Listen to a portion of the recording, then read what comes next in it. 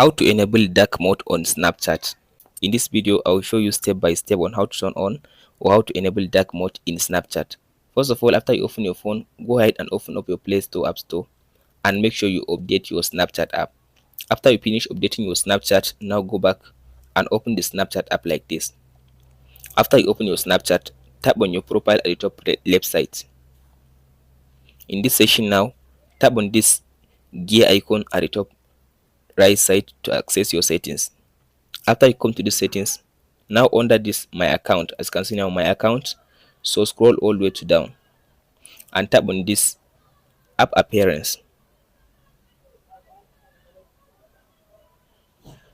Under this app appearance, now tap on this section, always dark. If you choose this custom, this is for Snapchat Plus account, so tap on this first option, always dark. So tap on this restart. Now it will just restart your Snapchat account. So now if I tap on this chat section now, so as you can see now I turn on my dark mode on my Snapchat. Hope this video helps you out. Don't forget to like, subscribe and share. Thank you for watching. We'll meet in the next video.